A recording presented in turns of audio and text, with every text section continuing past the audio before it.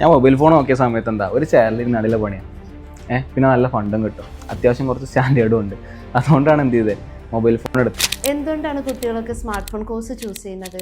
ശരിക്കും എൻ്റെ ഒരു അനുഭവത്തിൽ പറയുകയാണെങ്കിൽ, ഞാൻ കയറുന്ന സമയത്ത് എനിക്ക് സ്കിൽ വൈസ് അല്ലെങ്കിൽ കുറേ കാണാപ്പാടം പഠിച്ചിട്ട് എനിക്ക് കാര്യമില്ല, തലയിൽ കയറൂല. അപ്പോൾ ഞാൻ നോക്കിയതാണ് ഓട്ടോമൊബൈൽ, പിന്നെ AC മെക്കാനിക്ക്, പിന്നെ സ്മാർട്ട് ഫോൺ, ഈ മേഖല.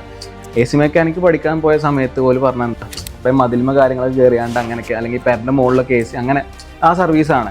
തടിക്ക് നന്നായിട്ട് എടുക്കും. പിന്നെ ഓട്ടോമൊബൈൽ പഠിച്ചാൽ ഏറെക്കുറെ എല്ലാവരും വർക്ക്ഷോപ്പിലാണ് അല്ലേ, അത് തടിക്കെടുക്കും.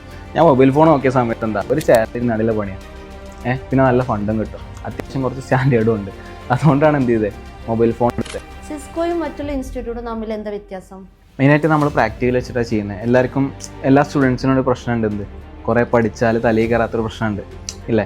നമ്മളെങ്ങനെ ചെയ്യുന്നത്, പ്രാക്ടിക്കലാണ്. ഇപ്പോൾ ഞാനൊരു വർക്ക് കാണിച്ചു കൊടുക്കും, ഇത് കാണിച്ചു കൊടുത്തിട്ട് ഇങ്ങനെ ചെയ്താൽ മതി എന്ന് പറയും. അല്ലാതെ പറഞ്ഞു കൊടുത്തുകൊണ്ട് എന്തില്ല, സ്റ്റുഡൻസിന് മനസ്സിലാവണമെന്നില്ല. സാധാരണ ഇപ്പോൾ നമ്മൾ പുറത്ത് ഷോപ്പിലൊക്കെ പോകുന്ന സമയത്ത്, മീൻസ് ഞാനിപ്പോൾ ഷോപ്പിൽ പോയി വന്നാൽ നമ്മൾ സ്റ്റുഡൻസിനെ പ്രൊവൈഡ് ചെയ്യുമ്പോൾ, അല്ലെങ്കിൽ എൻ്റെ അടുത്തേക്ക് ഒരു ട്രെയിനി ആയിട്ട് സ്റ്റുഡൻറ്റ് വരുന്ന സമയത്ത് നമ്മൾ എത്രത്തോളം പഠിച്ചിട്ടുണ്ടോ, അല്ലെങ്കിൽ എത്ര ബുക്ക് പഠിച്ച് നോക്കി വായിക്കുന്നില്ല, അതല്ല നോക്കുന്നത്.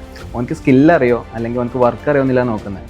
ഓക്കെ, അപ്പോൾ ആ ഒരു എക്സ്പീരിയൻസ് വെച്ചിട്ട് ഞാനിപ്പോൾ ഇവിടെ സ്റ്റുഡൻസിന് പറഞ്ഞു കൊടുക്കുന്നത് എന്താണ്, സ്കില്ലാണ് നമ്മൾ എന്ത് ചെയ്യുന്നത്, പഠിപ്പിച്ചു കൊടുക്കുന്നത്.